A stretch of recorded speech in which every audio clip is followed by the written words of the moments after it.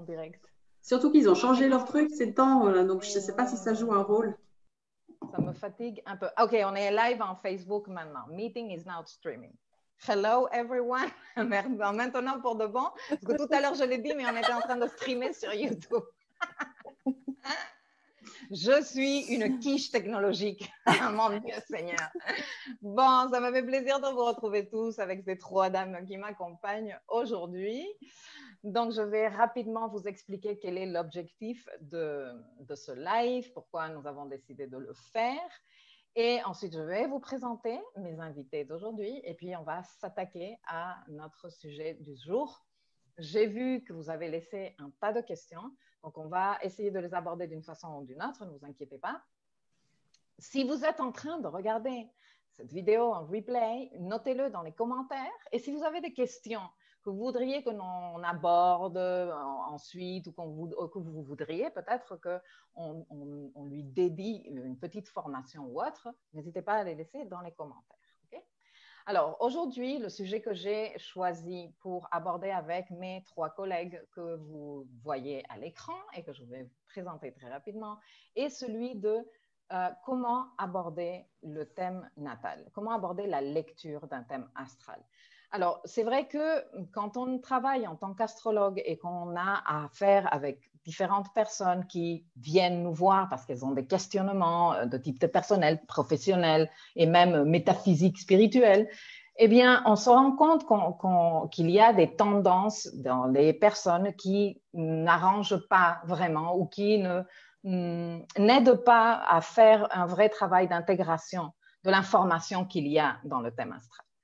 Et moi, je me suis dit que pourquoi pas, au lieu d'être toujours moi en train de vous dire baby step par baby step, il va falloir que tu le fasses peu à peu, une carte astrale, elle s'effeuille et tout, je me suis dit pourquoi ne pas poser ça sur la table avec d'autres astrologues et que vous puissiez écouter aussi les avis d'autres personnes et qu'on puisse ici débriefer. Donc, en réalité, aujourd'hui, ce live n'est pas une formation. On ne va pas vous dire voici les pas à suivre quand vous étudiez une carte, etc., etc. Ce n'est pas non plus une conférence de chacune de nous où chacune de nous va vous donner sa façon de faire avec les cartes. On va juste échanger nos pratiques, on va juste discuter au sujet des défis et des difficultés que nous, on peut observer avec notre expérience d'accompagner des personnes, de travailler sur notre propre thème et en espérant que tout ceci vous soit d'utilité et que vous permette de poser un regard différent, plus frais, moins inquiétant,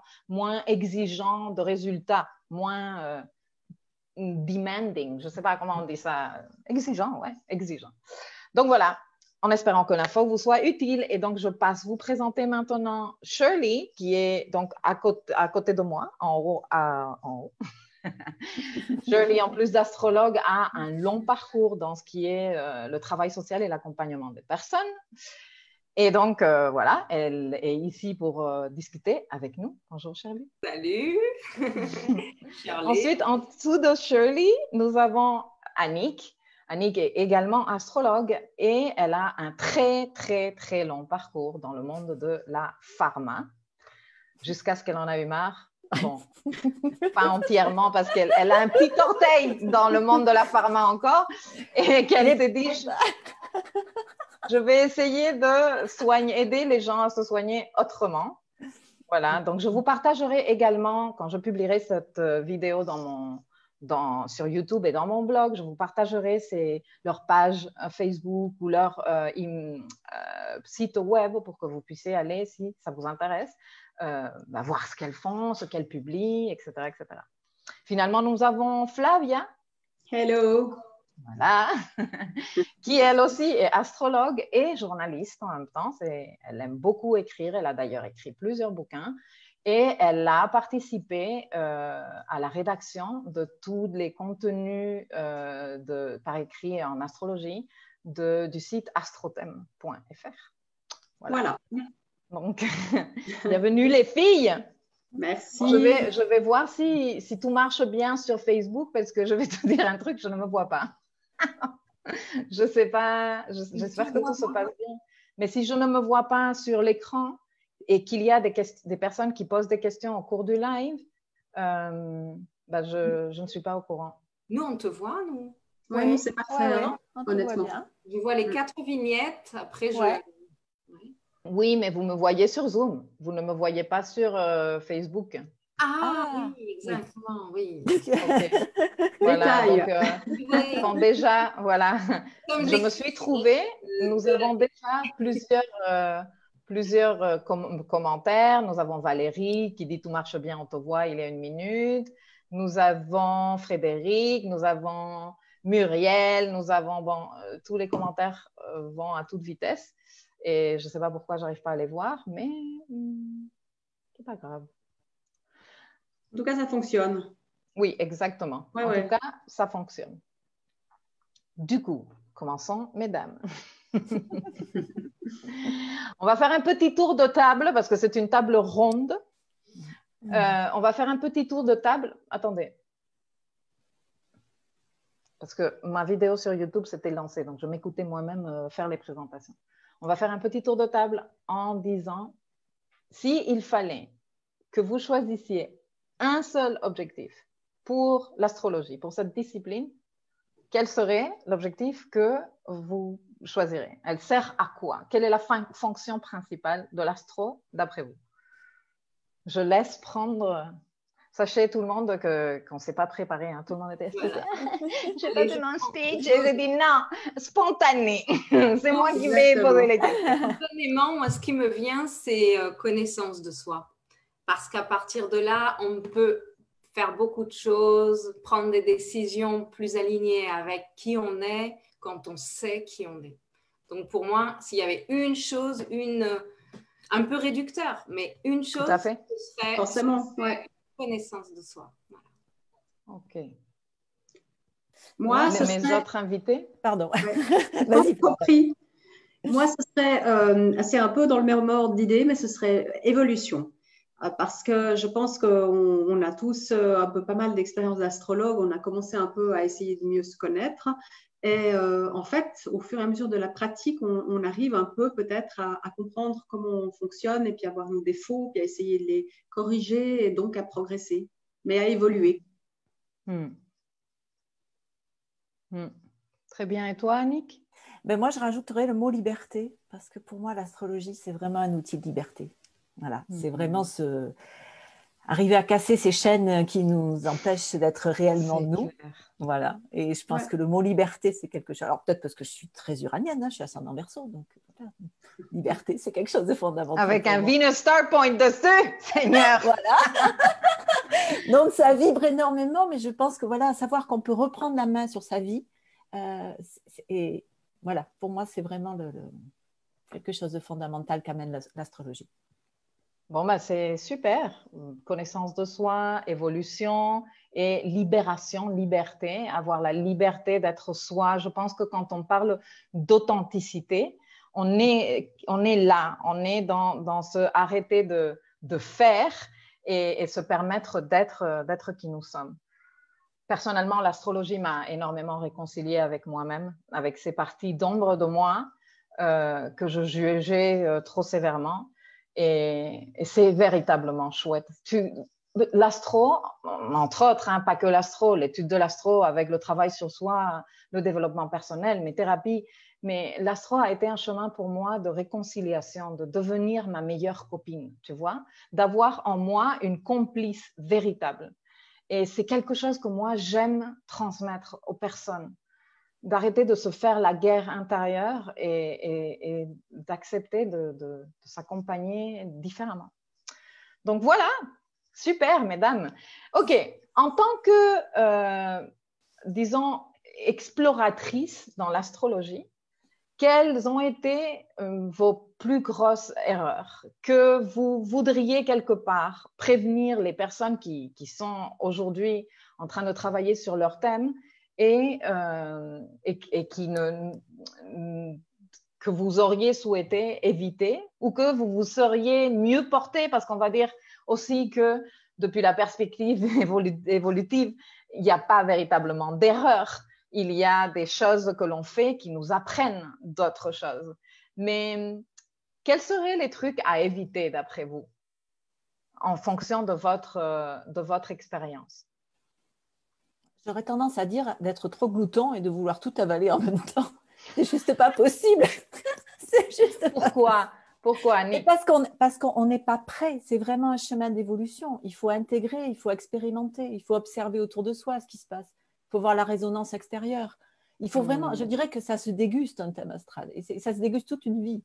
C'est vraiment, c'est un chemin de conscience progressif. Mais pour vouloir tout comprendre en même temps, d'abord, il y a aussi au rythme des transits, des éclipses, des lunaires. Enfin, on a tous des choses particulières qui sont des prises de conscience sur nos thèmes. Et on ne peut pas tout intégrer en même temps. Ce n'est pas possible. C'est juste pas possible. Donc, c'est vraiment l'erreur dans laquelle il ne faut pas tomber. C'est la gloutonnerie, j'aurais tendance à dire. Il faut vraiment… Ce que moi, j'appelle l'avidité. Voilà, mais c'est… Hein? Le côté là, très bien, moi je suis entièrement d'accord avec ça. Vive la technique des baby steps. Donc oui, être trop glouton, ben, ça, ce n'est pas très efficace, c'est clair. Mais bon, et vous, autres les filles, Annie, Moi, Flavia, Shirley? Moi, ce serait peut-être, je ne sais pas si on a les défauts finalement de son signe ou de ses dominantes, mais moi, ce serait peut-être la subjectivité, parce que d'un côté, je pense que c'est important que chaque astrologue soit finalement reflète finalement sa personnalité dans sa manière de travailler. Je pense que c'est important qu'on a tous chacun nos pratiques. C'est pour ça que c'est bien qu'on les confronte aujourd'hui puis qu'on partage. Mais quand vous êtes bélier, bah, vous avez tendance à vous dire ah bah tiens, je suis persuadée que, etc. Et puis après, il faut apprendre en fait à calmer cette espèce de voix intérieure, parce que c'est vrai que c'est un long travail. Moi, je découvre encore des choses maintenant que je n'ai pas vues sur mon thème, sur celles des autres. Donc voilà, il faut bien doser, je pense, la subjectivité. L'objectivité, je n'aime pas trop ce terme aussi, parce que je trouve que des fois, ça peut donner quelque chose de très froid, d'un peu clinique. Mais voilà, il faut arriver quand même à une bonne balance. Super, super intéressant. Et toi, Shirley? Super, parce que ça me parle beaucoup. J'ai toujours soif d'en apprendre plus, et c'est vrai que je suis tombée dans ce travers de il me faut toutes les infos, et la subjectivité, parce qu'effectivement, pour moi, c'est une des choses que je dis dès le départ, beaucoup, souvent en introduction d'une consultation avec quelqu'un, c'est de dire je ne fais pas de voyance et je vais même essayer de ne pas te donner de conseils. Donc, dans cette approche, c'est un peu paraître un peu frustrant, parce que la personne se dit mais je suis venue pour avoir quand même un éclairage. Oui, un éclairage, et justement de prendre le temps de comprendre où en est la personne en rapport à son parcours, de mesurer quelles sont ses préoccupations en ce moment. Moi, ça m'aide en tout cas d'éviter de tomber dans le fait de répondre à qu'est-ce qui va m'arriver. C'est d'abord ma question préférée. Voilà, c'est de dire mais où en es-tu maintenant? Est-ce que déjà tu le sais? Et on en discute, et il y a plein de choses qui se comprennent à ce moment-là. Et bien sûr, l'astrologie étant aussi pour moi un outil d'anticipation, on peut essayer de construire quelque chose qu'on a envie qu'il nous arrive.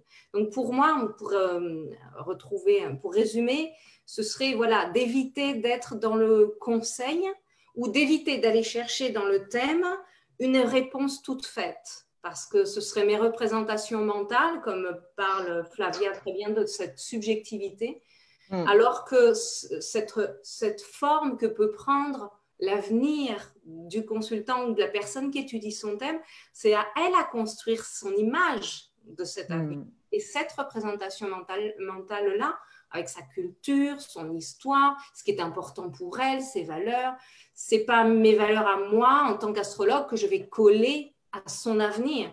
Donc, ne pas donner de conseils qui viseraient à dire vous devriez faire ceci parce que c'est mieux pour vous. Ça, je fais super attention à ça. Voilà. C'est très disempowering. Je ne sais pas comment on dit ça en français. Personne ne sait comment dire empowering et self-empowerment. Sachez que j'ai contacté une fille qui avait écrit une thèse au sujet du truc et qui m'a dit moi-même j'ai utilisé le mot self-empowerment parce que il n'existe pas en français. Donc, mais c'est très, enleveur de son self-empowerment que d'être face à quelqu'un qui nous dit c'est que tu dois faire ci, ça oui, ça non, ou oui. Et moi, personnellement, ça me pose énormément de problèmes aussi quand j'ai des consultations où on me dit mais quel est le métier qu'il faudrait que je fasse? Qu'est-ce que j'en sais? Mais pourquoi voudrais-tu que ma petitesse mentale d'être humain te dise quel est le métier que tu veux faire? Je peux te donner des pistes pour que tu explores ton thème, mais finalement, les choix sont les tiens, tu vois. Et ça me pose autant de problèmes qu'à toi. Oui, c'est-à-dire qu'on peut lire dans le thème les compétences, les choses alignées avec le fond, comment dire, la sensibilité profonde de la personne, parce que ça se lit dans un thème.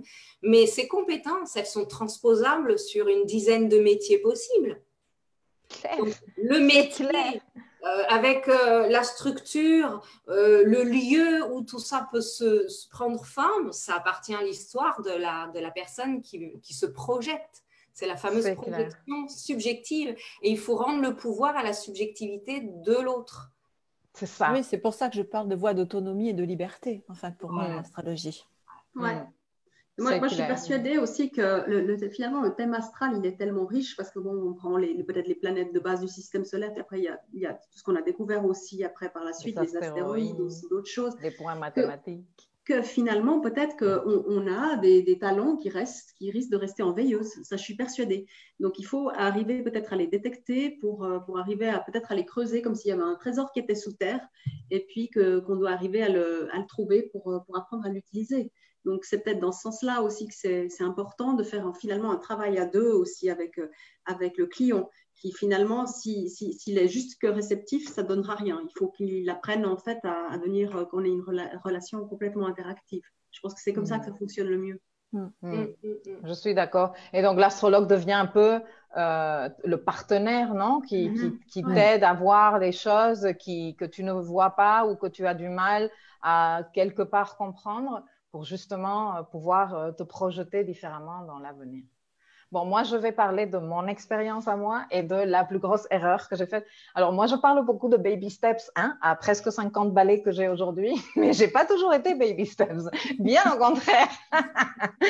Et quand j'étais jeune, j'étais tout le contraire. J'étais plutôt rentre-dedans, allons, faisons ci et tout. Je me rappelle quand j'ai appris à conduire, moi, je fumais à l'époque et un truc, bon, le café, c'est pas, tu vois, d'hier non plus. Donc moi, ce qui me faisait délirer, c'est pouvoir aller travailler en conduisant, en pouvant prendre mon café et en fumant en même temps. C'était mon grand délire. Et donc, depuis le premier cours, s'il te plaît, je voulais faire ça. Et bien sûr que je me suis versé le café dessus, je me suis brûlée avec la cigarette, bref. Donc, j'ai fait ça dans plusieurs secteurs de ma vie, pas que quand j'apprenais à conduire. Et en astrologie, c'est véritablement une très grosse erreur parce que trop d'informations tue l'information. Surtout quand tu n'as pas quelques gestes mécaniques. Donc, c'est vrai que quand tu veux, OK, la maison et maintenant le signe et maintenant la planète et maintenant les aspects et tout en même temps, ben, tu tues l'information. Tu te perds, tu as du mal à faire le lien. Donc, il faut se donner ce temps. Ça rejoint quelque part ce que Annick disait aussi, d'apprendre les gestes de conduire, les mécaniques. Et une fois qu'ils sont plus ou moins, alors tu commences à intégrer d'autres trucs. Personnellement, moi, j'encouragerais tout le monde à explorer les maisons d'abord, tu vois, qu'est-ce que ça veut dire, les sujets qu'il y a dans les maisons pour moi, comment moi je m'exprime dans ce secteur de ma vie, avant d'intégrer, surtout quand on est débutant, d'autres aspects comme le signe, ou les planètes dedans. Parce que sinon, c'est un mélange qui n'a aucun sens. Et c'est là qu'on tombe dans le « je ne suis pas fort pour ça, je ne suis pas bon, c'est trop difficile ». Et on se décourage, non? À moins qu'on soit très tenace, comme c'est mon cas, où je ne lâche rien. Mais à l'époque, je me disais « putain, mais c'est trop difficile en fait ». Et je me vois dans plusieurs clientes et je dis non, il faut que tu te calmes un tout petit peu, baby step, c'est véritablement mieux le baby step.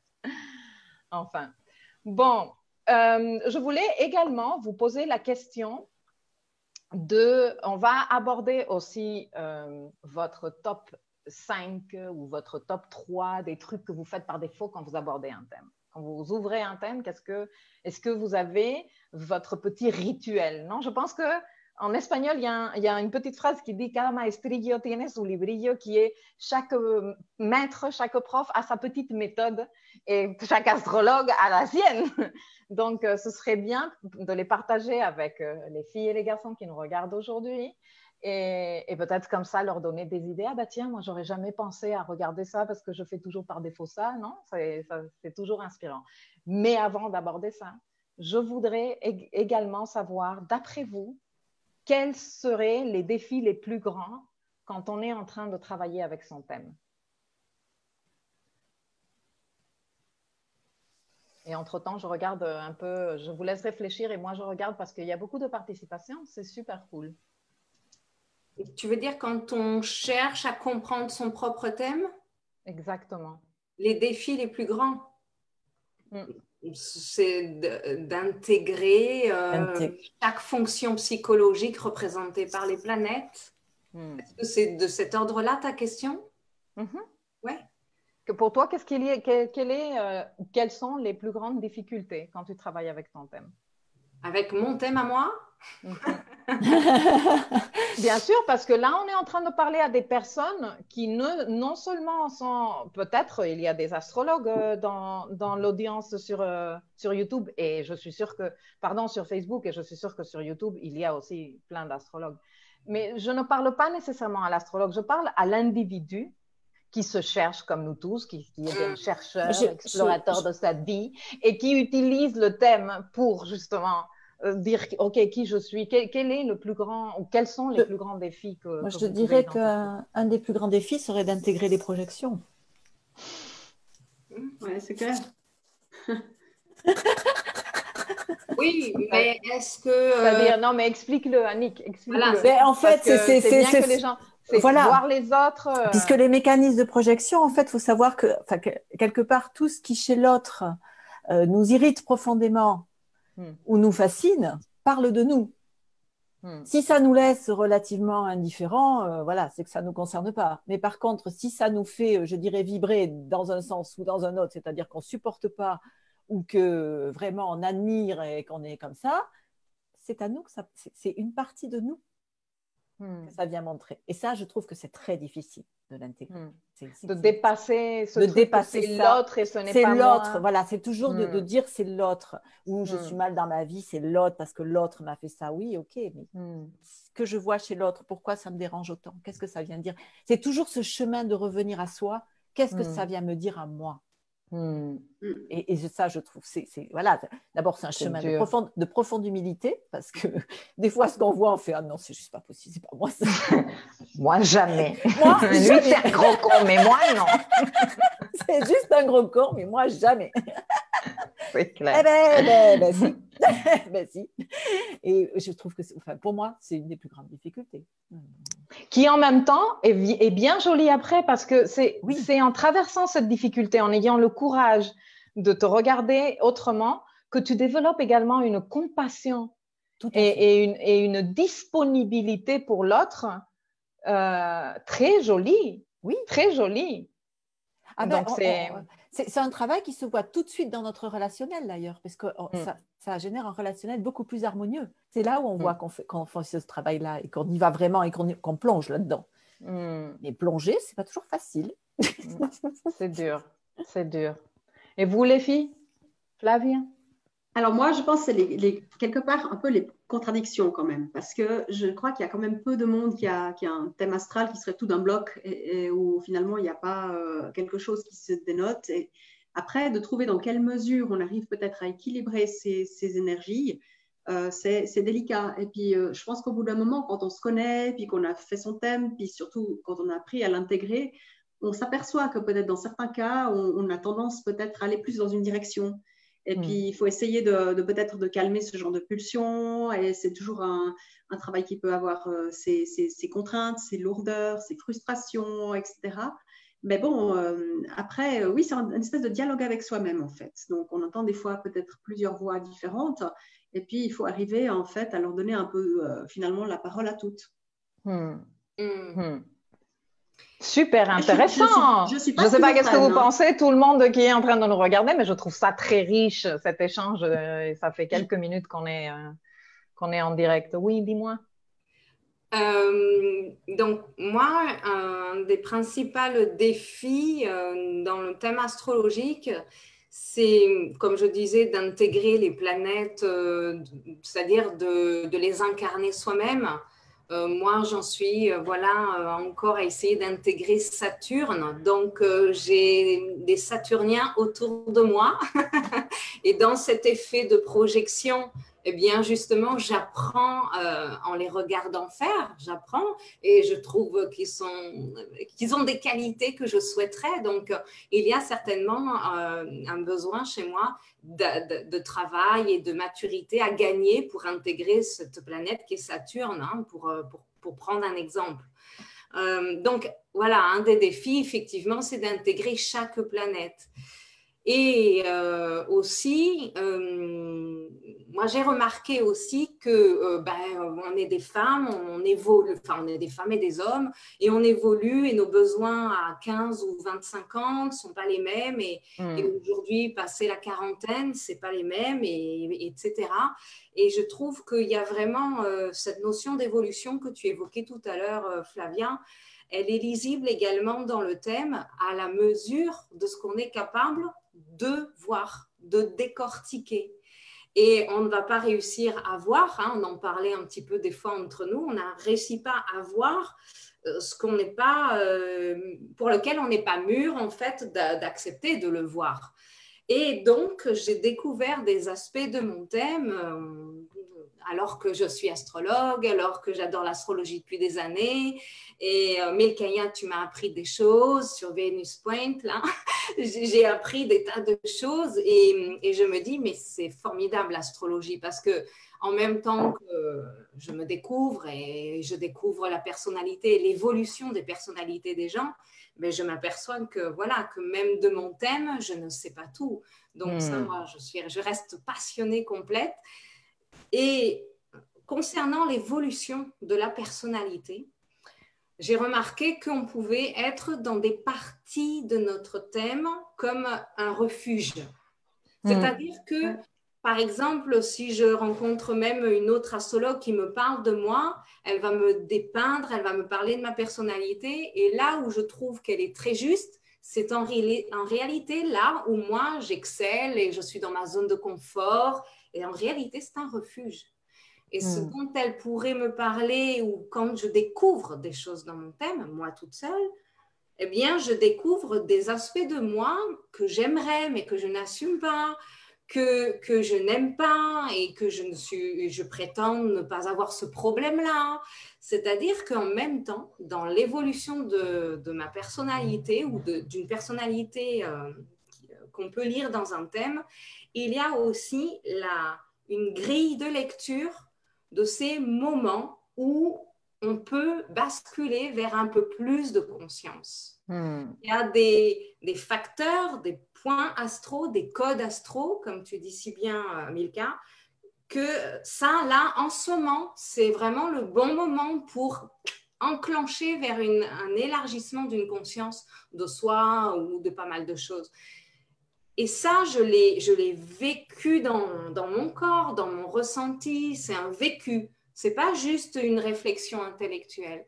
Et l'astrologie était vraiment un support, un appui à compléter avec d'autres. Mais tu vois, quand tu parles que c'est ton compagnon, tu vois, ou que du coup tu es ta propre copine, ben c'est ça, c'est de se dire, mais mon thème, il parle de moi et il ne peut pas être malveillant pour moi-même, quoi. Donc, de voir où est-ce que sont mes refuges et de voir où est-ce que j'aurai tout mérite à développer, même ce qui me paraît pas familier, étrange, eh ben, pas naturel, hein, parce que ça, c'est un autre truc. Non, mais ça sort pas naturellement. Si ça sort pas naturellement, c'est pas... Non. Tu sais que pour que ça sorte naturellement, c'est cette authenticité dont on parlait tout à l'heure, non? Il faut atteindre ce niveau d'évolution, de connaissance de soi, d'évolution et donc de libération de tant de choses qui nous empêchent que ça soit naturel. Donc, non, on n'est pas naturel et spontané pour tout. Au contraire, on est tout un cumul de croyances, de blocages, de peurs, de loyauté à notre système familial, à notre système social, à la société dans laquelle on est né, que ce soit la ville, le pays, etc., etc. Donc, cette spontanéité et ce truc naturel, ce n'est pas nécessairement naturel ni spontané et ce n'est pas nécessairement nous. Hein, quand ça sort spontanément comme ça, ce n'est pas notre nous le plus authentique. Et je pense que quand on est dans cette recherche, on peut se tromper. On peut effectivement traduire dans notre spontanéité nos pires conditionnements. Et on le fait très souvent d'ailleurs. Oui, bah c'est ça le truc. Et on croit qu'on est ça. Alors qu'en réalité, notre profonde, notre personnalité, comment je peux dire, ce qui est intrinsèque en nous, au-delà de ces croyances, eh bien, elle peut se révéler à condition effectivement d'aller chercher, de faire peut-être un effort qui n'est pas si facile et naturel qu'on pourrait le croire. Ça nécessite c'est comme de s'éduquer là-haut et de se dire je vais m'entraîner à faire un truc pour lequel c'est pas facile, mais je vais m'entraîner. Fitness spirituel, les filles et les garçons. J'en parle souvent, mais c'est vrai, mais c'est que c'est vrai. Après, j'ai des personnes en consultation et même des coachés qui me disent « Non, mais tu es en train de me demander que je me manipule à moi-même ?» Oui, je suis en train de te dire ça, s'il te plaît. Manipule-toi à toi-même, mais manipule-toi de façon consciente vers un but qui t'intéresse. Parce que tu sais, tu te laisses manipuler par autre chose de façon très inconsciente et que ça te ramène dans des histoires qui ne t'intéressent nullement. Donc oui, appelle-le manipulation, moi je l'appelle entraînement spirituel de l'esprit, non, de notre mental et de notre âme. Et oui, ça fait partie de ça. La méthode Coué, enfin, c'est pas nouveau tout ça. C'est clair. Non, c'est pas du tout nouveau. Bon, moi, avant de passer à notre top 3 ou top 5 de nos pratiques, petites astuces, etc., pour aborder le thème, tu es pressée, Annick? Pas du tout. Ah, ok. Non, pourquoi? Non, j'ai juste pensé ça, que tu étais pressée. Je me suis dit. Non, j'étais en train de reprendre une position plus confortable. Okay. Il n'y a pas de souci. Moi, je voudrais parler quand même d'un sujet. Enfin, je suis tout à fait d'accord avec tout ce qui a été dit ici et je suis entièrement en alignement avec ce que vous avez apporté, les filles. Mais je voudrais quand même aussi apporter le facteur de quand on est dans la connaissance de nous-mêmes, quand on est dans le chemin de nous découvrir, nous avons énormément de zones d'ombre, comme vous le savez et tout le monde qui nous regarde le sait aussi. Les zones d'ombre sont des parties de nous que nous ne connaissons pas, que nous ne reconnaissons pas et que la plupart du temps, nous avons quelque part enfoui très loin et que nous avons du mal à raisonner avec ces parties-là. Donc ça, ce n'est pas la difficulté de l'astro, ça c'est une difficulté par défaut, par toute voie de connaissance de soi que tu choisisses, que ce soit l'énéagramme, les runes ou l'astrologie, je m'en fous. Le truc avec l'astrologie, c'est que les gens, il y a beaucoup d'amalgame au sujet et on dirait que l'astrologie est une croyance. C'est que je ne crois pas, c'est-à-dire que quand l'astrologie commence à te confronter et te dire t'as un Pluton en maison 10, ma poulette. Comment tu vas faire avec ça? Et c'est dur de te caler cette information et dire putain, je suis comme ça en vrai. Et donc mais quand tu ne l'es pas et que ça ne t'arrange pas et que ça te confronte trop avec tes zones d'ombre, eh bien, tu peux très facilement choisir de partir par la tangente et dire ah non, mais c'est que moi, l'astrologie, finalement, je n'y crois pas. Ça a tout faux. Et en réalité, pour moi, l'astrologie n'est pas un truc que tu crois ou tu ne crois pas. Le monde entier est un truc que tu crois ou tu crois pas. Parce que même à un niveau scientifique, ce qu'on t'a prouvé scientifiquement a beaucoup évolué dans les siècles et c'est une question de foi. Tout ce qu'on vit est une question de foi. Donc bon, on va partir de ce principe que la vie est une question de foi. Mais l'astrologie, ce n'est pas une croyance. L'astrologie est un langage. Alors, que tu saches le parler et le décoder ou pas, ça ne change pas que c'est un langage. Et c'est une difficulté pour moi, c'est un grand défi quand on est en train de se confronter à des zones d'ombre de nous qui ne sont pas nécessairement agréables à travers l'astrologie et qu'on puisse choisir de dire « Ah ben non, j'y crois pas, l'astrologie. Finalement, l'astrologie, c'est du n'importe quoi. » Tu vois? Alors qu'en réalité, bon, ça te parle à tous les coups. Enfin, moi, personnellement, je ne connais pas un cas. Et j'ai vu maintenant, je parle de milliers de personnes en consultation ou en atelier. Si je rassemble les personnes que j'ai vues en consultation et que j'ai vues en atelier, je peux parler de milliers de personnes maintenant et je n'en connais aucune à qui ces codes astrologiques, une fois il se penche sur eux, ne lui parlent pas. C'est obligatoire. Oui. Disons, je me permets, disons que les planètes, les signes, cette roue astrologique, c'est du symbole, d'accord? C'est des petits dessins. Et on va y coller des définitions et une interprétation.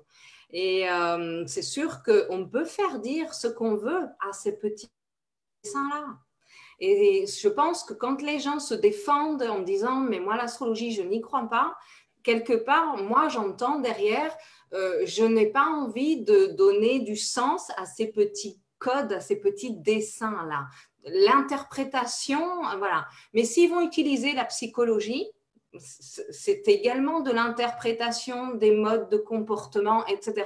Et ça va plus leur parler. C'est-à-dire que le langage qui est utilisé pour traduire ces petits dessins va être, selon l'astrologue ou selon la personne qui décide d'interpréter, va colorer quelque part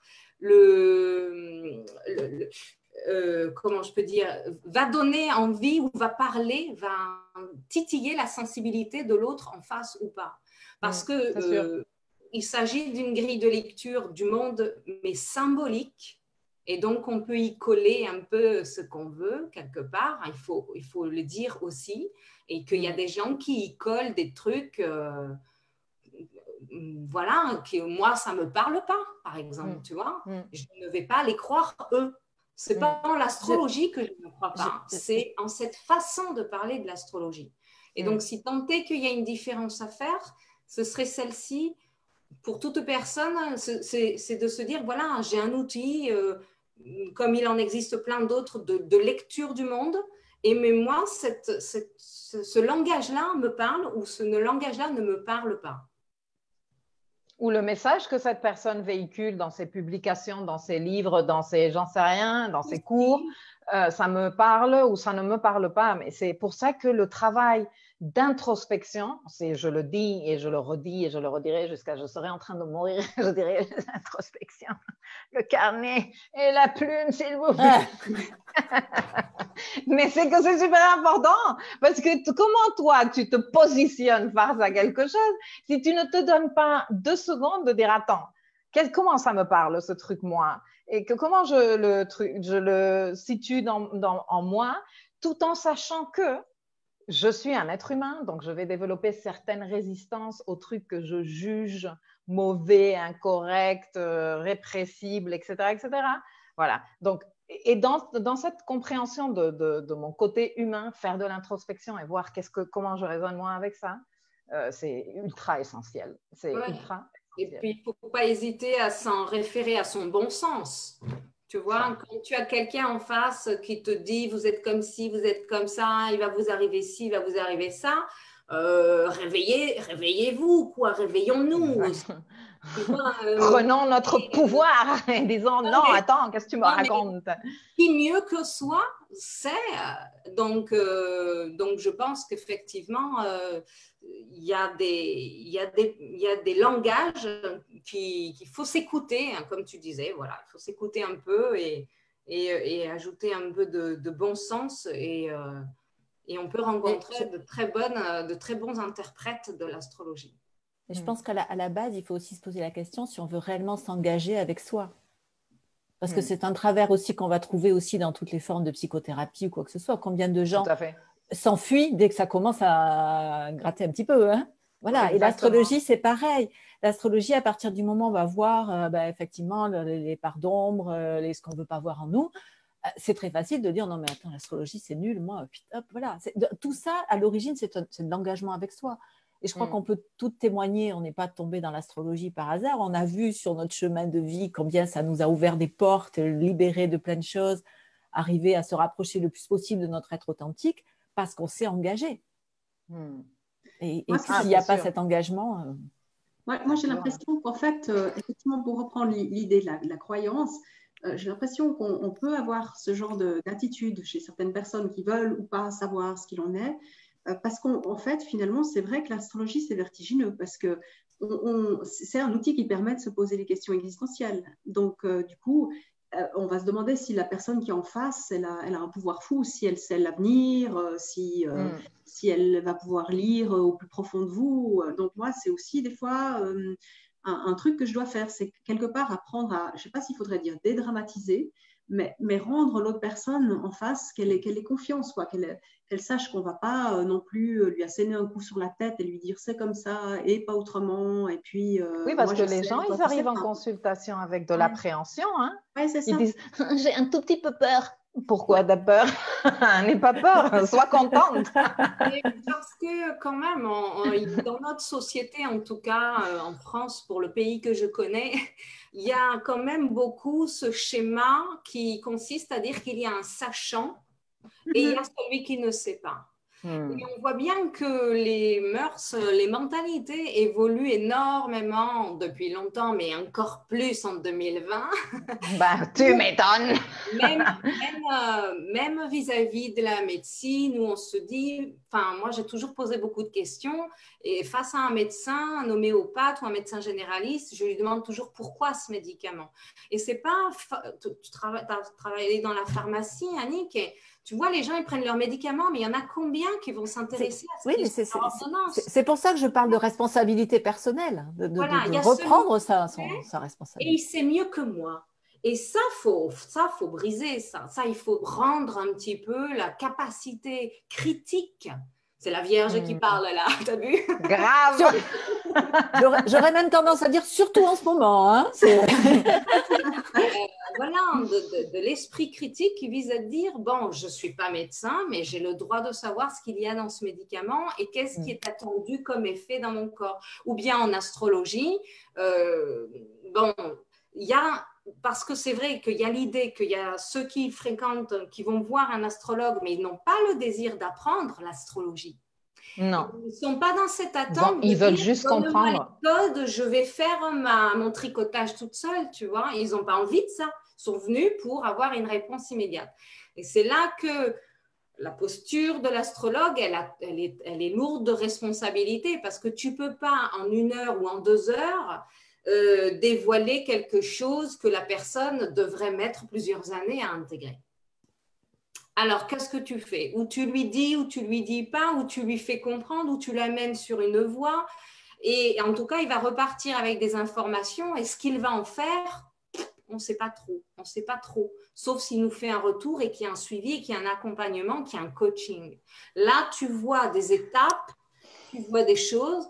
Mais pour s'en remettre dans cet accompagnement, comme disait Annick, ça nécessite un engagement.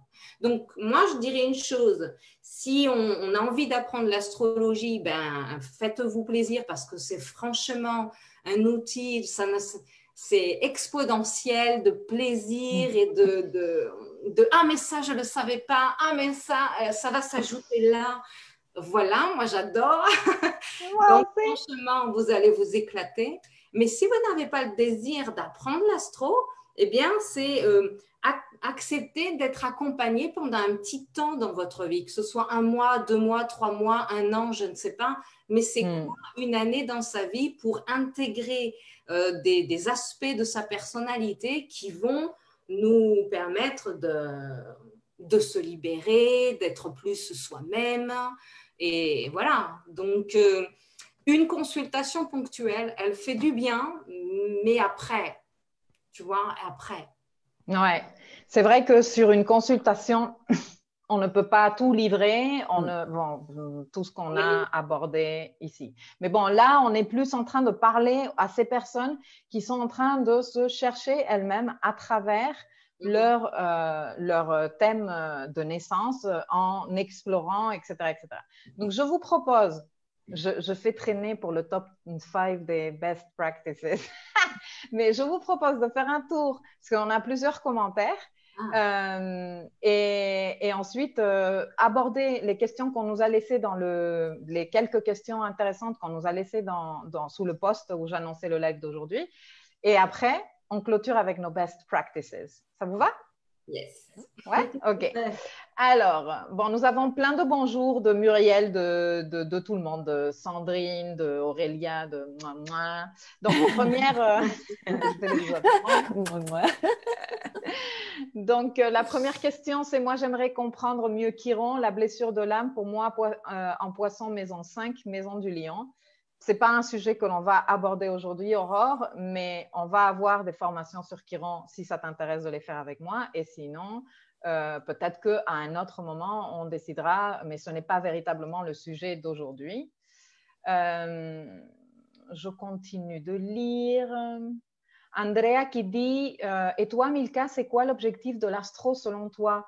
Ah ben, mais je pense que tu peux peut-être me la poser avant que je réponde à cette question, mais j'ai quand même apporté que pour moi, ça a été une voie de réconciliation avec moi-même et de trouver en moi ma meilleure amie, véritablement.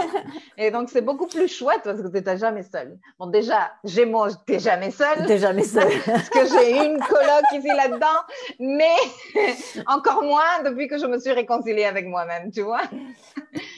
Bon, en plus de tout ce que les filles, elles ont dit déjà, bien sûr. Parce que bien sûr que l'évolution, bien sûr que la connaissance de soi et bien sûr que la libération de nos conditionnements, ça, c'est majestueux. Donc, Amandine, retrouver la paix intérieure, dit Muriel. Virginie dit, des défis sur mon thème, ne pas juger en mode c'est bien ou non, c'est facile ou non. Ça, c'est quelque chose que l'on fait. Amandine, mettre en lien les détails dans un projet global, ça c'est un autre défi, surtout quand on commence en astrologie, cette histoire de rester sur le détail, mais de savoir s'éloigner suffisamment pour ne pas oublier qu'on parle d'un tout, mais que quand on aborde les différentes parties de notre thème, ben, on est dans le détail forcément. Tu ne peux pas aborder un truc en détail sans te rapprocher et un peu perdre de vue la grande perspective. Mais il ne faut pas rester sur ça. Et un truc que Flavia disait qui était super intéressant était cette histoire comme défi, l'histoire des contradictions, non? Parce que c'est vrai que quand on étudie son thème, ou le thème que ce soit, le fait de trouver les confirmations et les contradictions, c'est super intéressant. Et te réconcilier avec toi-même, avec ces contradictions. Surtout quand tu as des codes dans ton thème, comme par exemple une opposition Pluton-Chiron, par exemple. Ça, c'est une grosse contradiction ou une conjonction. Oui, oui. Je sais que nous avons plusieurs filles de cette génération ou alors une lune conjointe à Uranus, quoi. La lune et Uranus, qui n'ont rien à voir. C'est des énormes contradictions que l'on vit et qu'on apprend à réconcilier avec l'astrologie.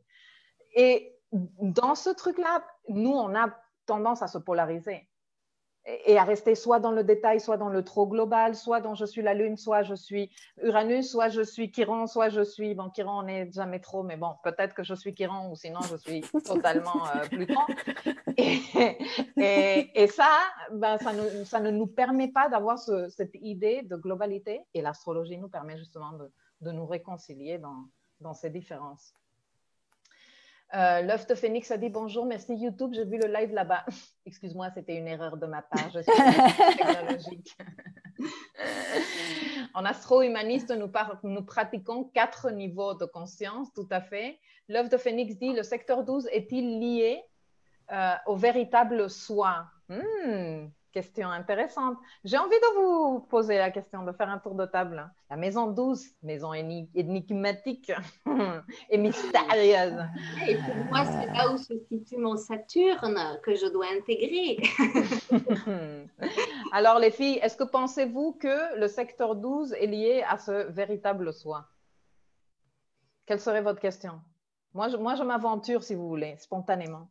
Vas-y. Je pense que non. Je pense qu'il n'y a pas un secteur de ta roue qui parle de ton véritable toi. C'est le complet qui parle de ton véritable toi. Et dans le secteur 12, tu vas trouver, à mon avis, des défis qui, une fois que tu vas véritablement traverser les preuves avec courage, hein, eh bien, tu vas avoir d'énormes cadeaux là-dedans.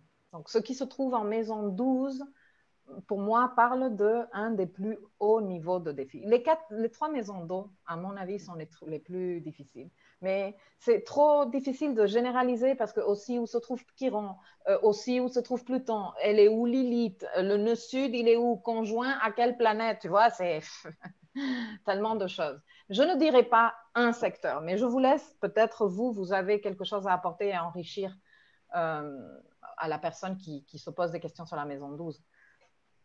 Moi, j'aurais tendance à dire que la maison 12 est un gros travail sur l'ego. Donc, forcément, il nous rapproche beaucoup de notre soi. Mais effectivement, c'est un global. Mais c'est un très gros travail, très challengeant et qui vraiment nous fait faire des superbes bonds. Ouais, moi, je pense que c'est assez en rapport avec ce que tu disais avant, Milka, sur les zones d'ombre. Donc, dans ce sens-là, je pense que c'est effectivement cela, ça nous apprend des choses sur nous-mêmes. Ok. Ouais. Et toi, Shirley? Oui, pour moi, la maison 12, quand je cherche à expliquer ou même pour moi à me rappeler qu'est-ce que c'est cette maison 12 dans ma vie concrète, pour moi, je l'assimile à une image qui est une grotte. Alors, c'est une grotte sombre, c'est une grotte où je viens me réfugier, c'est une grotte où je me cache, où je me mets à l'abri, c'est une grotte où on ne me voit pas, Et donc, dans cette grotte, tu vois, c'est un peu c'est une alchimie en soi qui se fait et donc pas évidente à conscientiser au quotidien. Mais je dirais que la maison 12, dans les transits qui vont passer dans cette maison 12, par exemple, ça peut activer justement à ce moment-là des prises de conscience. Ça peut activer aussi des peurs, ça peut activer des choses. Et justement, si on pratique ce que tu nous demandes toujours, c'est de faire un peu le fait d'exprimer ses pensées pour voir ce qui se passe à l'intérieur de soi. Et ça, c'est un travail très neptunien, très maison 12, je trouve. Le fait d'écrire ses pensées, d'extérioriser comme ça, de donner une forme tangible à l'invisible, quoi. C'est pas un Saturne en maison 12 qui parle là, les filles? Vous en pensez quoi? Moi, j'ai une forme, une structure à ceux qui ne l'ont pas. Mais c'est merveilleux. Comment nos codes parlent, hein? C'est un truc de ouf. Je trouve aussi que la maison 12 est une grande maison de guérison. Tout à fait. Tout à fait. Mais bon, cette question donc du véritable soi ne serait pas que exclusivement en 12. Je pense qu'au moins, ces 4 astrologues sont plutôt d'accord là-dessus. Charlie qui dit « En tant que bélier, je tenais bec et ongle à ma spontanéité. Oh merde, elle dit. La spontanéité n'est pas synonyme d'authenticité. Ah, voilà une erreur ancrée profondément en moi. Merci. » Oui, il y a un côté, je pense. Exactement, on a une bélier ici. Mais je pense qu'il y a un côté joli de notre spontanéité. Mais il faut donc, à un moment donné, prendre conscience de soi, arrêter de se raconter des salades, se raconter des vérités et voir quand est-ce qu'on est en train de laisser ce côté spontané de nous vrai et quand est-ce que cette spontanéité n'est pas la vraie. C'est du conditionnement, c'est des peurs, c'est des loyautés qui ne servent à rien. Et donc, il faut savoir faire la différence. Et personne mieux que vous. C'est justement pour ça que moi, je prône l'autoconnaissance. Alors, c'est vrai que tu n'apprends pas à te connaître toi-même tout seul. Il te faut quelqu'un qui te guide et il te faut quelqu'un qui te montre comment on fait ça. Mais une fois que tu as acquis les outils, eh bien, franchement, il n'y a personne mieux que toi qui sait qu'est-ce qui marche pour toi, comment tu es toi. Si tu n'es pas dans tes conditionnements, si tu n'es pas caché en dessous de toutes ces couches-là et que tu es véritablement dans un élan de te faire du bien, de te raconter des vérités et de te libérer, d'évoluer pour te libérer. Donc, voilà, ce n'est pas non plus que la spontanéité. Catherine dit, j'arrive en retard, je reprendrai depuis le début sur YouTube. Trop bien d'être avec vous, merci. L'introspection, dit l'œuf de Phénix, n'est pas forcément bon pour tous. Il faut doser. Intéressant. Ouais. L'introspection n'est pas forcément bon pour tous. Moi, je dirais pour tous aussi, mais pas forcément tout le temps et à n'importe quel moment. C'est une respiration. Oui. Il y a un moment pour prendre, inspirer, je fais cette introspection et puis il y a un moment pour restituer ce que j'ai compris et émaner et donner et expirer, quoi. Donc, je dirais pour Très tout, joli. oui, mais pas tout le temps. Très bien. Oui, Et vous deux, les filles? Et pas quand on est en asphyxie. Je veux dire, quand on est au creux de la tornade, l'introspection, je crois qu'il faut juste arriver à avoir ces outils pour se restabiliser, se reposer, se refaire confiance, se donner de la bienveillance. Et après, on va dans l'introspection. Mais l'introspection comme ça, tout de suite, quand on est dans un tsunami émotionnel, je pense que c'est un peu difficile. Je pense Même qu'on si on n'arrive peut... même pas à voir clair. Voilà, ça part dans tous les sens et ça ne sera pas...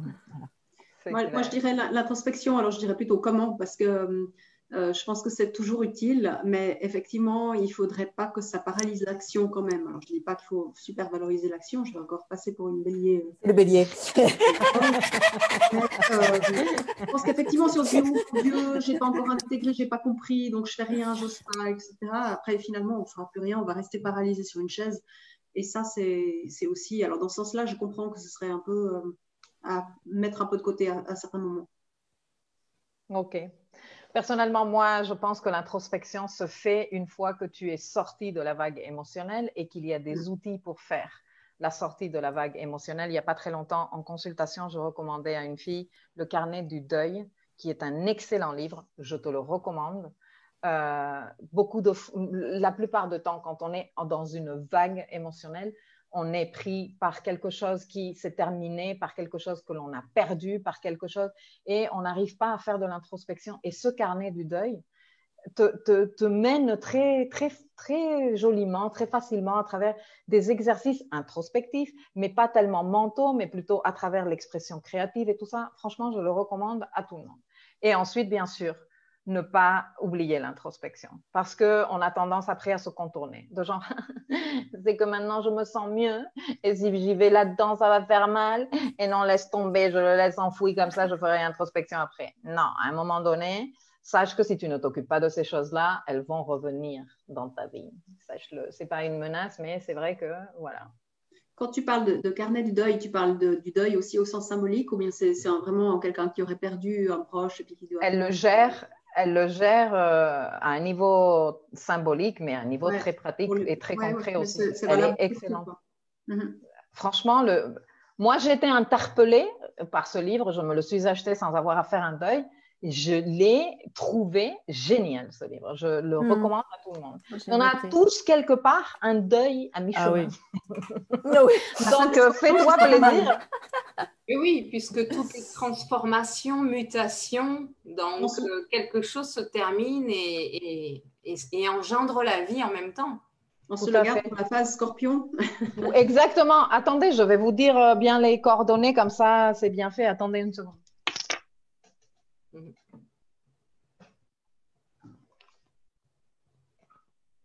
Nathalie Anneau. Merde, c'est à l'envers. Alors, carnet de deuil, mieux vivre les pertes et les ruptures par la méthode du journal créatif, Nathalie Anneau. Ah, le journal créatif, c'est intéressant. C'est excellent, c'est plein de dessins, d'exercices, de trucs super sympas. C'est super ludique. Donc, ouais, ça fait partie, je pense, pour moi, ça, quelque part, c'est déjà de l'introspection. Alors, ce n'est pas de l'introspection au niveau intellectuel, ultra analytique, mais c'est de l'introspection. Alors, la maison 12 est complémentaire de la maison 6. Yes, c'est un tandem. La maison 12, dit Charlie, travaille sur l'ego, point d'interrogation, dans le sens où il faut nettoyer les programmations de l'ego pour y avoir accès, c'est ça?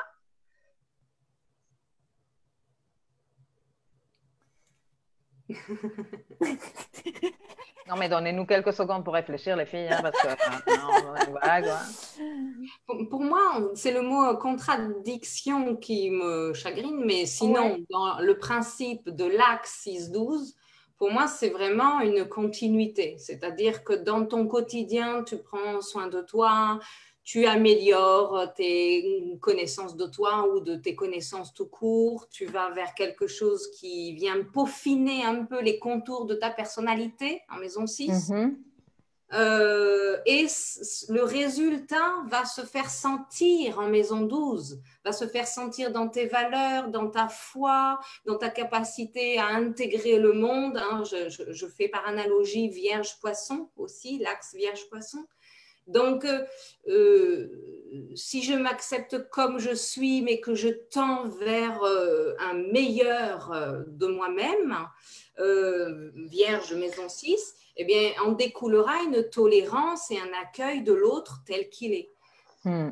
Pour moi, c'est un vase communicant, pas forcément une contradiction. Sinon, c'est qu'il y a effectivement des projections. J'ai dit contradiction parce que je n'ai pas parlé de… Enfin, si j'ai dit contradiction, elle n'a pas dit contradiction, elle a dit complémentaire. Ah, parce que ça me parle plus, moi. Oui. Alors, si je dis contradiction, je m'excuse, je ne voulais pas dire contradiction, je voulais dire complémentaire. Oui, voilà. Ouais, oui, intégration, vie matérielle, vie spirituelle. En fait, c'est vraiment dans cet axe-là.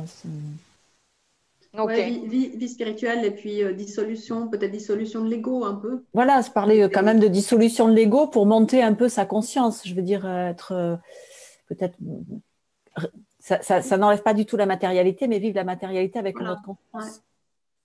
C'est ça pour moi l'expérience de la maison 12. Je peux poser une question moi aussi, Milkaya, ou j'ai pas le droit là? Non, tu n'as pas le droit. Tu es répondeuse de questions, pas poseuse de questions. Non, mais bien sûr, tu poses des questions quand tu veux. Mais je vous donne un très joli commentaire parce que c'est un… comment on dit? Quand tu dis une belle chose de quelqu'un, un compliment pour vous toutes. Muriel qui dit « Vous êtes belle. Merci, comprenez bien de cette beauté d'âme et d'humanité qui fait tellement de bien. Vous me confortez pour continuer mon apprentissage. Vous rayonnez chacune à votre manière, que l'être humain est beau, complémentaire, riche. Bravo Milkaya pour ton action qui fédère et partage. » Je suis l'une en balance. Super gentil. Merci. Oui. C'est très touchant. Ouais. Très touchant. Comment ça fait toujours plaisir à entendre. Hein. Bah oui, oui. Bah, ça y est, moi, donc, le cancer, c'est bon, c'est parti. je bascule du côté du post pour regarder les questions qu'il y avait. Alors, on a beaucoup de questions sur, par exemple, Céline demande les pistes d'interprétation des maisons ou signes interceptés. Charlie, elle parle aussi d'interception. Mélanie,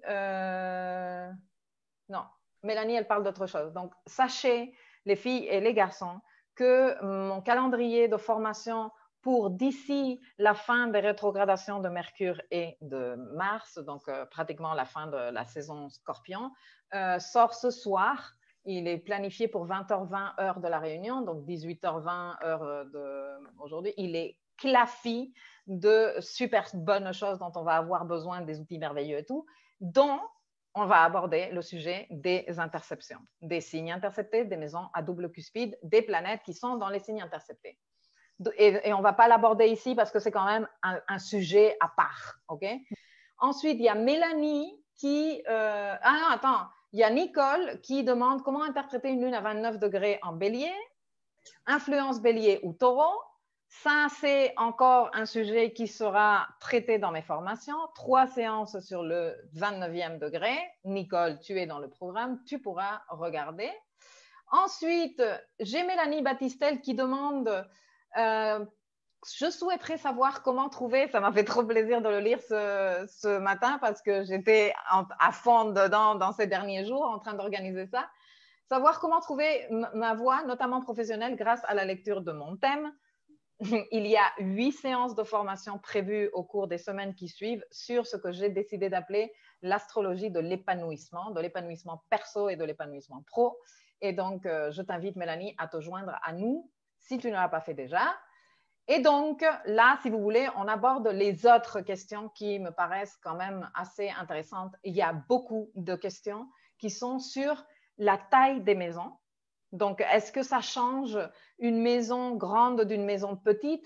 Et cette histoire que les maisons ne démarrent pas toujours au début du signe et à la fin du signe, mais il y a des maisons qui ont un tout petit morceau d'un signe et un gros morceau d'un autre signe. Sauf quand il s'agit de signes interceptés, dans ce cas, on aura un signe complet à l'intérieur de cette maison et de la maison complémentaire. Mais les personnes se posent la question, est-ce que les autres signes sont à considérer? Il n'y a que la cuspide qu'il faut considérer? Quelle est l'autre question? Comment interpréter l'importance d'un signe dans deux maisons? J'ai par exemple Capricorne 5 degrés, de Capricorne en maison 10 et les autres 25 degrés en Verseau, par exemple. Ou non, par exemple, elle a Capricorne 5 degrés en maison 10 et 26 degrés en maison 11. Bon, 25, parce que 26 degrés, c'est pas possible. En tout cas, ça interpelle les gens. Donc, moi, je lance en disant la cuspide, où se trouve la cuspide, est l'aspect dominant. Mais quand même, il faut voir la taille du signe dedans. Pourquoi la taille du signe nous intéresse? Pour identifier les transits et les événements lunaires, etc., etc. Quand on fait des horoscopes comme ça pour tout le monde, tu vois, genre on dit Gémeaux, par exemple, et tu as Uranus en maison 12, par exemple, non? Pourquoi? Parce qu'Uranus est en Taureau et que Taureau est la maison juste antérieure à Gémeaux. Mais si ça se trouve, toi, tu es ascendant Gémeaux, mais tu es ascendant Gémeaux à la fin du signe Gémeaux, et tu as toute la maison 12 en Gémeaux et 3 petits degrés, les derniers degrés du Taureau, et ça se trouve, tu as Uranus en maison 11. Donc, c'est pour ça que la taille des maisons est importante pour savoir les transits, combien ils vont durer. Tu sais, quand tu as une maison grande comme ça, une maison de 2 par exemple, et il y a Saturne qui arrive transiter cette maison, il ne part pas rapidement. La maison 2, qu'est-ce que tu vas devoir faire? T'ordonner beaucoup dans ta maison 2. Pourquoi? Tu sais que tu as un gros truc à travailler, que chacun des transits dans cette maison sera beaucoup plus long parce qu'elle est plus grande que dans les maisons qui font quelques degrés dans un signe. On abordera aussi ce sujet dans les maisons interceptées parce que ça fait un peu partie du deal, mais je pense que c'est intéressant. Voici ce que moi je dis. Je vous laisse les filles, partagez vos richesses. Alors? Allez. La lune en Gémeaux. Oui, tu as énoncé des termes qui étaient déjà en résonance dans ma tête, c'est-à-dire le temps que va prendre un transit. Donc, pour répondre à la question un peu générale, est-ce qu'il y a une différence ou comment interpréter une grande maison d'une petite? Moi, je le ramène justement à ce fameux timing personnel, à cette fameuse temporalité personnelle. Quand je cherche à savoir un thème, et je cherche surtout à savoir où en est la personne. Et ce fameux où en est, ça veut dire quelles sont ses préoccupations, ok, et quel est le moment qu'elle est en train de vivre. Ce moment, comment il est vécu subjectivement par la personne.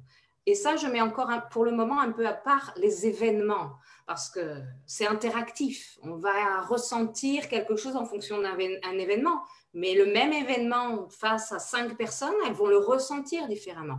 Donc pour moi, ce qui fait la différence, c'est la manière dont la personne ressent.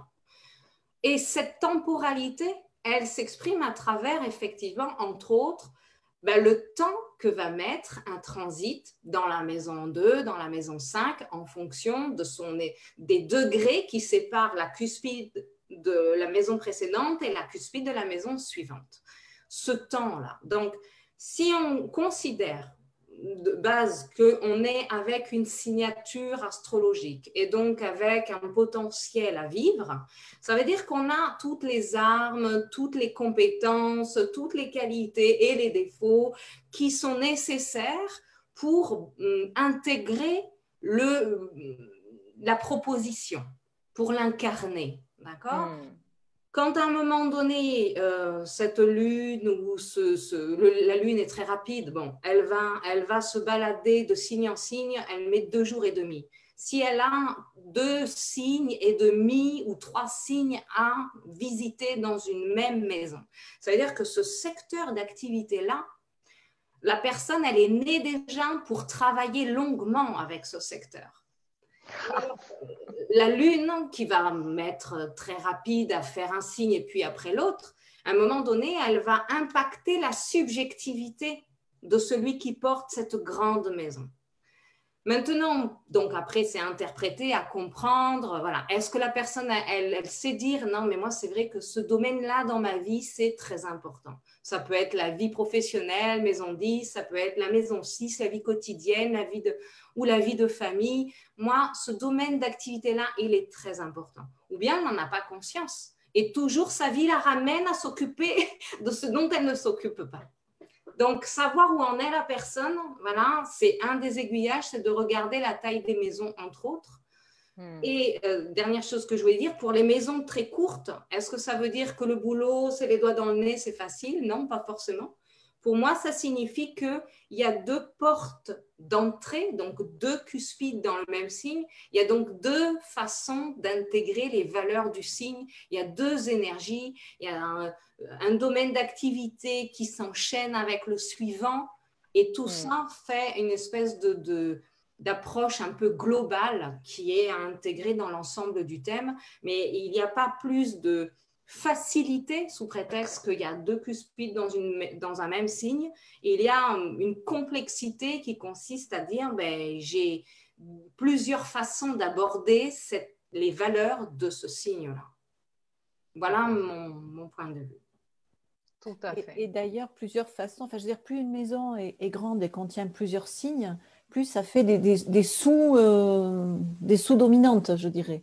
Enfin, il y a la cuspide, voilà. Ça, oui, ça fait partie des questions que posent les filles. Qu'est-ce qui se passe si moi j'ai Capricorne comme ça, un tout petit peu en maison 10, mais donc sa maison 10 a démarré en Sagittaire, et donc il y a un gros morceau Sagittaire dans sa maison 10. Donc, comment vous expliquer ces c'est ce qui veut dire, par exemple, si la cuspide était en Sagittaire, ça veut dire que la maison 10, on va l'aborder avec, c'est plutôt l'énergie Sagittaire qui sera… Mais s'il y a un peu de Capricorne, ça veut dire qu'à un moment, il va falloir faire du Saturne. Enfin, voilà, hein, Saturne. Non, mais ça veut dire que ces 2 énergies-là, bien sûr, la plus importante pour moi, c'est celle de la cuspide, ça c'est indéniable. Mais s'il y a d'autres énergies derrière, ça permet d'affiner. Tout à fait. C'est comme ça que je le perçois. Tout à fait. Moi, sur la question des maisons, je ne sais pas si tu voulais qu'on prolonge un peu là-dessus, Milkaya, ou si tu es pressé par le temps. Mais c'est vrai que j'aurais pas mal plutôt, alors moi, des questions, et je me réjouis de faire les formations autres, parce que moi, je ne sais pas si vous l'avez fait, mais moi, j'ai testé aussi, par exemple, des autres systèmes de domification, ce qui veut dire qu'on va se retrouver avec une autre manière finalement de séquencer ces passages, quoi, des 12 en fait, secteurs. Et par exemple, je me suis posé des questions sur le système des maisons égales, puisqu'on se dit, puisque les signes ils font 30 degrés, donc les maisons, qu'est-ce que ça donne s'ils font 30 degrés aussi? Honnêtement, pour moi, je n'ai pas vraiment adhéré à la chose. Mais en même temps, je trouve toujours intéressant d'essayer de me challenger et puis de regarder un petit peu d'autres manières de faire. Alors ça, c'était un des points où ça me ferait plaisir vraiment si on pouvait en parler dans la formation. Et puis après, il y a aussi de savoir si on a des planètes dans les maisons, est-ce qu'elles sont plus puissantes si elles sont proches de la cuspide ou pas? Ça, c'est aussi une des questions que j'ai vu parfois posées par d'autres astrologues et qui m'intéresse, quoi. Alors, je ne sais pas si bien sûr que je ne peux pas aborder ce sujet ici parce que c'est un live, ce n'est pas une formation, mais je veux bien. Je compte d'ailleurs aborder la carte solaire dans les formations de l'astrologie de l'épanouissement, comme je l'ai appelé. C'est même pas moi, c'est mon chéri qui m'a dit, mais non, parce que moi je pensais à parler de l'astrologie de la vocation et de la réussite, mais la vocation, ça a un air un peu plus religieux, tu vois, et je voulais pas que les gens fassent le lien. Donc finalement, c'est mon chéri qui m'a proposé de l'épanouissement et j'ai trouvé ça rigolo et super parlant. Et il y a beaucoup d'outils pour étudier ton thème, dont par exemple, placer différents objets importants de ton thème sur l'ascendant, comme par exemple, c'est le cas de la carte solaire. Et pour la carte solaire, c'est super intéressant de travailler avec les maisons égales. Donc, mais tout ça, c'est des outils qui servent à dire, et si je le regarde de cette perspective, et c'est vrai que quand on a trop travaillé depuis une perspective, ça fait bizarre que de changer, mais quand tu t'ouvres à la possibilité de dire, bon, ben, maintenant, je vais aborder ça depuis cette perspective-là, et comme si je choisissais le filtre, hein, parce que tu peux faire ça avec toutes tes planètes. Tu peux mettre la Lune sur ton ascendant, tu peux mettre Mars sur ton ascendant, et voir ce que ta carte donne, la carte de ta prise d'action, la carte de ton life purpose, de ta direction de vie avec le soleil, la carte de ton être émotionnel avec la Lune. C'est super intéressant.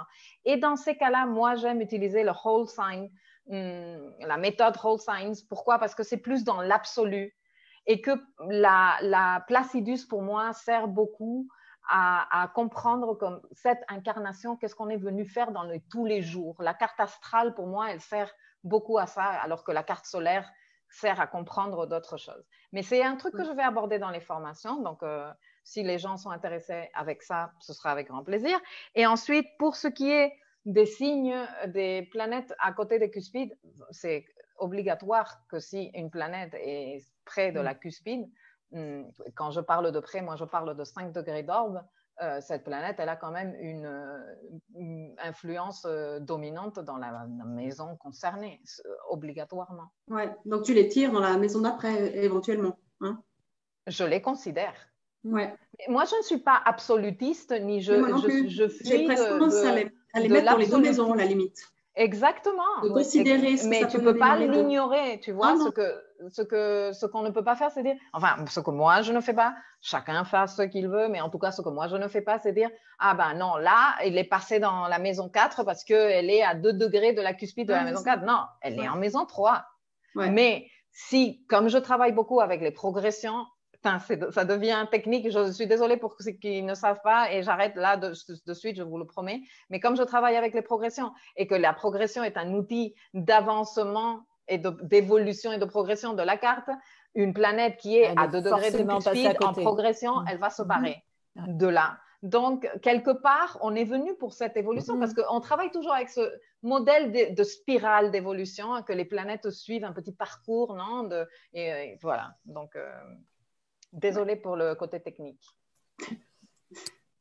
Mais donc, vous défendez cette idée que la cuspide sur le signe, c'est ce qui va colorer, mais enfin qui va dominer l'énergie de cette maison, mais qu'il faut nuancer avec le signe qui vient après.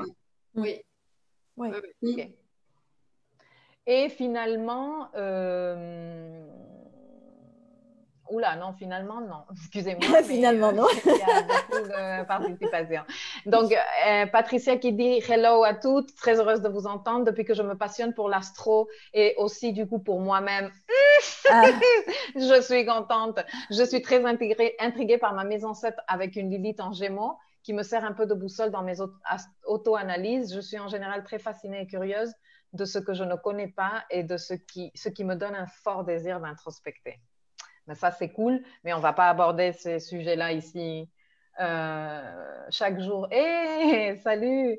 Chaque jour, je vais de mieux en mieux la page avec qui j'ai fait une vidéo. Oui, j'avais entendu. Ouais. Andrea dit, toutes ces nouvelles séances seront dans Architecte de ma vie, mais bien sûr, ma chérie, tout le paquet complet.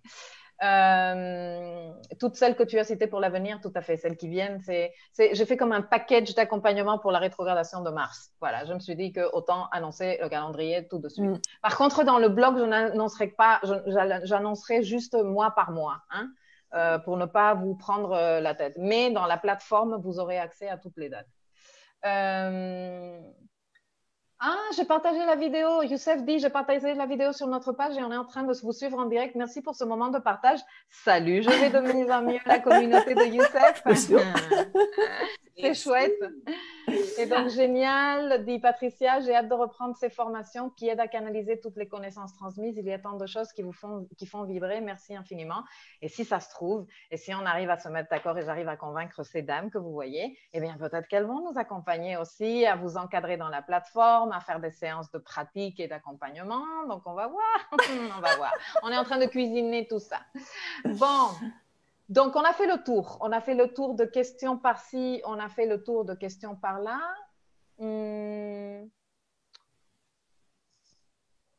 Vos top 5, les filles? Quand on aborde un thème, quand vous abordez un thème, qu'est-ce que vous aimez regarder par défaut comme ça que tu dis je me fais plaisir. Je commence par ça parce que après il y a bien sûr des trucs à considérer et tout. Mais quels sont les 5 trucs là que tu fais? Vous voulez dire? Qui veut commencer? On n'ose pas avouer ce qu'on regarde. Allez, je commence. Allez les filles, partagez avec les gens. Allez, je commence. Allez.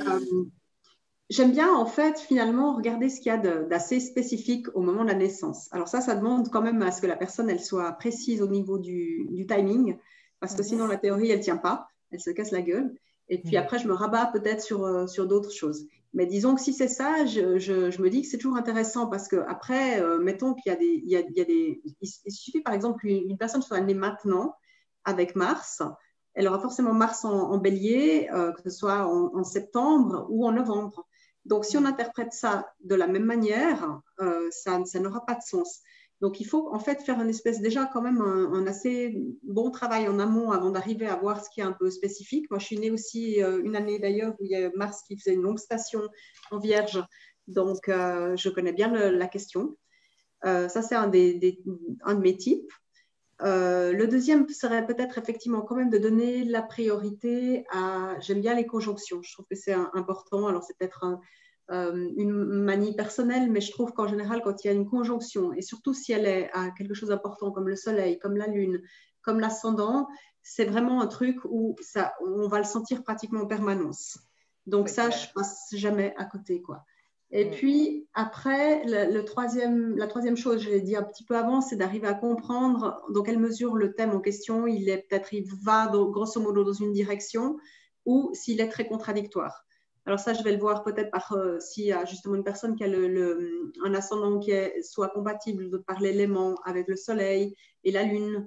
Ça, c'est effectivement un thème qui va être très harmonieux, entre guillemets, dans le sens qui va aller dans une direction, ou si on sent que la personne, elle est déjà plus comme un tableau un peu impressionniste, quoi. Et puis, quatrième, je ne sais pas si j'arriverai à 5, mais enfin, on joue déjà. Tu n'es pas obligé, hein, j'ai dit 5 pour dire, hein, mais si tu as 7, c'est bien, et si tu as 2, c'est bien aussi. Ouais. J'aime bien faire un truc qui est presque un peu ésotérique, c'est-à-dire finalement voir un peu l'impression que me fait le thème.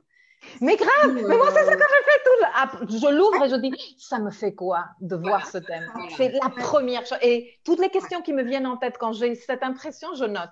Et c'est quelque chose que j'aborde au tout début de la séance quand je ne connais pas la base. Et après, tu décantes, etc. C'est pas forcément que tu vas t'arrêter à ça, mais tu te dis, là, c'est plutôt ça et ça. Il y a aussi, par exemple, les configurations, je trouve assez souvent parlant. Si on voit un thème, en fait, je ne sais pas si ça dira quelque chose aux gens qui nous écoutent, mais un thème en forme de panier. On a, par exemple, toutes les planètes qui sont en bas dans le thème avec une espèce de anse en haut, où il y en a qui représentent même un papillon, où il y a même alors, ce qu'on voit assez rarement, mais qui est assez beau, en fait, c'est l'étoile de David. Ça, ce genre de choses aussi, j'aime bien regarder. Voilà pour mon top. C'est joli. 5, mais... Ok, super. Et vous, les filles? Annick, moi, c'est vrai que c'est un peu un effet de mandala au début. Je vois quand je tape les coordonnées et puis je sors dans mon imprimante et que je le regarde pour la première fois, c'est un peu comme un mandala, quoi. Je vois ce que je vois. Alors, c'est pas absolument pas académique, hein. C'est ce qui me paraît harmonieux, ce qui me paraît un peu déséquilibré, les choses qui sont toutes groupées dans un coin. Voilà, c'est ce regard-là que je vais porter. Et puis après, moi, ce qui me porte énormément dans la première façon que je rentre dans un thème, c'est les nœuds lunaires. Je vais regarder les nœuds lunaires. Voilà. Peut-être parce que c'est comme ça que moi, je suis rentrée dans l'astrologie. Par cette étude des nœuds lunaires, c'est vraiment ce qui m'a fascinée. Et c'est quelque chose que je regarde. Et puis après, j'ai 2 petits indicateurs. Alors là, ça paraît comme ça complètement hallucinant parce que je regarde quand même un petit peu le soleil et la lune, hein, mais je vais quand même. Mais là, on est dans les premiers moments, quoi. Mais je regarde quand même Saturne et Pluton. Ça, c'est 2 choses. Parce que je sais où vont être. les défis, les transcendances, les blocages. Voilà. Je dirais que l'aspect général, la voie des nœuds lunaires, Saturne et Pluton. Ouais. Voilà. Je n'ai pas parlé du Soleil, je n'ai pas parlé de la Lune, mais c'est quelque chose qui tout de suite va me donner une porte d'entrée. Bon, je veux rassurer tout le monde, on va regarder les trucs classiques et après on va éplucher oui, le mais thème bien dans notre sûr. prépa. Mais là, on est en train de parler ces 3-4 petits trucs que l'on fait dès qu'on ouvre le thème. Voilà. Mais moi, justement, ça ressemble beaucoup à ce qui est déjà dit. J'ai cette petite phrase que j'aime bien me dire et que je répète des fois aussi aux gens, c'est de dire les yeux ont besoin de contempler pour voir. Donc, je vais regarder le thème, essayer de laisser vagabonder mes images, parce que j'ai un dialogue très métaphorique dans la tête. Donc, et puis j'accroche rien et à bout d'un moment me vient ce que j'appelle une inspiration et je vais être interpellée sur une partie du thème, etc. Donc, je vais être interpellée peut-être par une configuration globale, un thème bol, un thème, un grand carré, un trigone, je ne sais pas, enfin, quelque chose de remarquable, de figures, des aspects astrologiques remarquables. Une des choses que moi je fais systématiquement quand je me regarde, quand j'ai les coordonnées de naissance et que je regarde un thème, pas seulement un thème que j'aurais imprimé, mais que j'ai l'occasion de faire une enquête dedans, je regarde les planètes progresser. Moi, c'est ça qui m'intéresse, de savoir où en est la personne, etc. Donc, je vais interpréter ces planètes progressées, cette lune progressée, en rapport surtout au cycle solilunaire dans lequel s'est inscrit ce thème astral au moment de la naissance. Donc, vérifier de suite pour moi si la lune, elle est en phase croissante ou en phase décroissante par rapport au soleil, va me renseigner directement si la personne quelle est sa nature. Mais on est vraiment dans quelque chose d'extrêmement squelettique. On n'a pas encore la chair autour, mais on a déjà une espèce de squelette, quoi. Et voilà. Et ensuite, la croix d'incarnation aussi m'intéresse. De savoir... La croix d'incarnation, rappelle-toi que tu n'écoutes, qu'il n'y a pas des astrologues parmi nous obligatoirement. Je précise l'ascendant-descendant et le fond du ciel, milieu du ciel. Cette croix-là qui nous parle des étapes justement aussi d'intégration, les rouages qui se produisent dans l'intégration de notre personnalité. Donc toutes les planètes qui sont un peu sur ces axes, les signes, si on est dans un axe de signes fixes, de signes mutables, enfin voilà, je vais me servir un peu de pas mal de choses. Et ça va aussi avec les planètes progressées, ça m'intéresse beaucoup. C'est aussi le rapport de cette lune progressée à rapport au transit de Saturne. Mais globalement, si je regarde que le thème, le rapport lune-Saturne, parce qu'il va me renseigner sur la capacité à mûrir, à maturer aussi ce chemin d'évolution. Donc, l'autonomie, la capacité à savoir qui on est dans cette incarnation, c'est déjà pas mal important. Et cette relation Lune-Saturne, elle est pour moi importante. Voilà. C'est clair, elle est super importante. Et d'ailleurs, dans les formations Saturne, cultiver l'adulte intérieur, on va justement voir comment Saturne et la Lune ont des cycles qui s'emboîtent et la Lune progresser avec le Saturne, le retour de Saturne. Cycle, on la même vitesse quasiment, voilà. Très bien, mesdames. Bon, moi, par défaut, la première chose que je fais, c'est regarder les points lunaires. Et quand je parle de points lunaires, c'est la Lune, les nœuds, Lilith. Tout ce qui se calcule à travers la Lune. Pourquoi? Bon, je suis obsédée avec la Lune, mais je pense que ça parle énormément du tissu émotionnel de la personne et à plusieurs niveaux, pas seulement à un niveau 3D, la Lune nous parle à un niveau 3D, mais Lilith et les nœuds vont me parler d'un truc beaucoup plus spirituel, à un niveau karmique aussi, des difficultés, des points d'évolution. Le Venus Star Point prénatal, par défaut, parce que c'est la prise du désir. Et bien sûr, après, j'aime beaucoup, et d'ailleurs, dans mes consultations, c'est quelque chose que j'aborde toujours au début de mes consultations, voir les tendances, c'est-à-dire les dominantes par élément, par exemple, s'il y a des carences, ou des vides, ou s'il y a des excès. Aussi les modalités fixes, cardinales, s'il y a la distribution dans les cadrans et dans les hémisphères de planètes, ça va me parler justement de ce côté psychologique de la personne, de sa nature psychologique. Et quand je regarde, Mercure est aussi important pour moi, parce que bon, on parle avec la personne, donc forcément, on est en train de lui donner de l'information que cette personne, elle est en train d'intégrer intellectuellement. Et j'aime aussi beaucoup voir pas tant le signe et la maison où se trouve Mercure, mais si cette personne est née en phase Mercure Prométhée ou Mercure Épiméthée, ou si cette personne est née en conjonction inférieure ou supérieure du Soleil. Pourquoi? Parce qu'avec le Soleil, ça va me parler automatiquement de le type de personne que je vais avoir en face, le type de façon d'assimiler l'information et la gérer. Et ça m'enthousiasme. Allez regarder ça. Et bien sûr, une fois que j'ai fait ce tour, vite, je vais regarder par progression, elle est où la Lune et qu'est-ce qu'il fait Mercure, parce que Mercure, par progression, bouge beaucoup. Il a pu basculer dans une toute autre phase, il peut être rétrograde alors qu'il ne l'était pas à la naissance, bref. Donc ça, c'est les trucs que je fais par défaut, à part mes 15 minutes contemplatives de qu'est-ce que me dit ce thème. Quand je l'ouvre comme ça, sans trop l'analyser, comment il me parle, comme Flavia en fait. Ouais. Voilà. Bon, je pense qu'on a fait le tour. Je vais aller regarder, voir si on n'a pas d'autres questions ou d'autres commentaires. C'est cool de regarder le Pluton, dit l'œuf de Phénix. Oui, c'est cool. Moins cool de le travailler, surtout par transit. Mais voilà.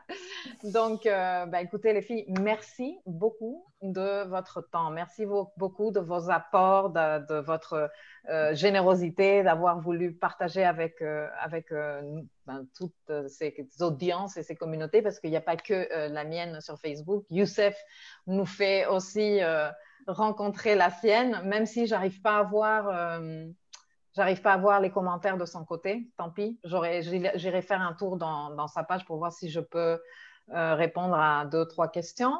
Andrea nous dit passionnant les filles, merci pour ces partages. Avec grand plaisir, Andrea. Merci à vous trois. Merci à tout le monde et merci d'avoir donné la parole. Merci. Oui, merci Mikaya. Merci les filles. Comme je dis, dès que je mettrai cette vidéo en ligne sur YouTube, je la mettrai aussi sur le blog et je mettrai les liens vers les différentes pages de ces astrologues parce que je pense que ça vous intéresse d'aller voir ce qu'elles font et qu'est-ce qu'elles écrivent. Olivia dit merci à toutes les 4. Charlie dit c'était génial, merci. Écoutez, on va remettre ça. Merci les déesses pour vos partages de connaissances et de savoir. Merci pour cet échange. Bon après-midi à tous et à tous. Merci à tout le monde. Merci. Bye bye. Facebook.